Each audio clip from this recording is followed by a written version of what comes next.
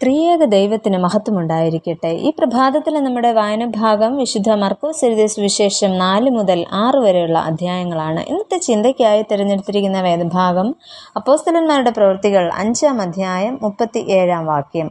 ഗലീലക്കാരനായ യൂദ ചാർത്തലിന്റെ കാലത്ത് എഴുന്നേറ്റു.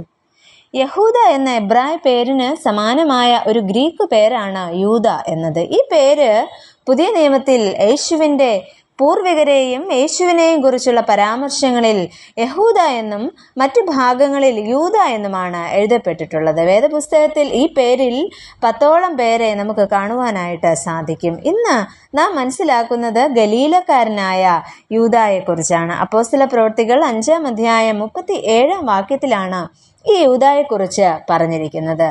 അദ്ദേഹത്തെക്കുറിച്ച് ഒന്നാമതായിട്ട് നമുക്ക് മനസ്സിലാക്കുവാനായിട്ട് സാധിക്കുന്നത് ജനത്തെ വശീകരിച്ചിരുന്ന വ്യക്തി എന്നാണ്.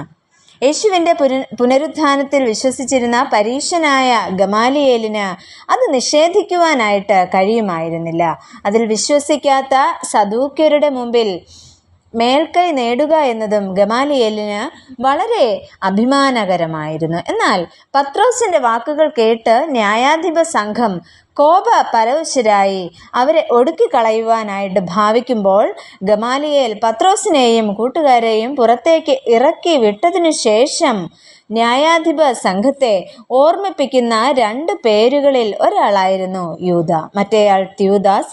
കഴിഞ്ഞ ദിവസം നമ്മൾ മനസ്സിലാക്കിയതാണ്. യഹൂദയിൽ നികുതി ചുമത്തേണ്ടതിന് റോമ ഭരണകൂടം കാനേഷുമാരി കണക്കെടുത്ത കാലത്ത് തൻ്റെ പക്ഷം ചേരുവാൻ ജനത്തെ പ്രേരിപ്പിച്ച ഒരു തീവ്രവാദിയായിട്ടാണ് യൂദായെ നമുക്ക് മനസ്സിലാക്കുവാനായിട്ട് സാധിക്കുന്നത്. തെറ്റായ ഉദ്ദേശത്തോടെ യൂദ ജനത്തെ വശീകരിച്ചിരുന്നതായി നമുക്ക് മനസ്സിലാക്കുവാനായിട്ട് സാധിക്കുന്നു.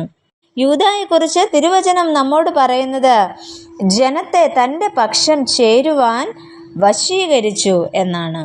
അത്തരത്തിൽ ജനത്തെ ഭിന്നിപ്പിച്ച് നേതാവാകുവാനായിട്ട് ശ്രമിച്ചിരുന്ന ഒരു വ്യക്തിയായിട്ട് ഈ യൂദായെ നമുക്ക് മനസ്സിലാക്കുവാനായിട്ട് സാധിക്കുന്നു. രണ്ടാമതായിട്ട് ജനത്തോടൊപ്പം നശിച്ചുപോയ വ്യക്തിയായിട്ട് ഈ യൂദായെ നമുക്ക് കാണുവാനായിട്ട് സാധിക്കുന്നു. നാം കുറിവാക്യമായി വായിച്ച ഭാഗത്ത് നമുക്ക് മനസ്സിലാക്കുവാൻ കഴിയുന്നത് അവനും നശിച്ചു, അവനെ അനുസരിച്ചവരൊക്കെയും ചിതറിപ്പോയി എന്ന്.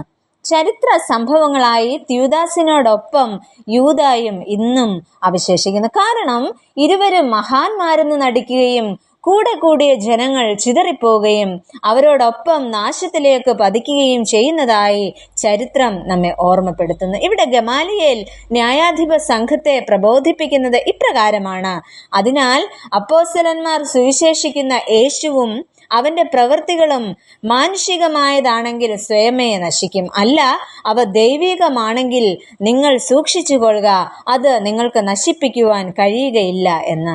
നമ്മുടെയും ജീവിതത്തെ ഒന്ന് ശോധന ചെയ്യാം. മറ്റുള്ളവരെ വശീകരിച്ച് എൻ്റെ ചൊൽപ്പടിയിൽ നിർത്തുന്ന വ്യക്തിയാണോ ഞാൻ?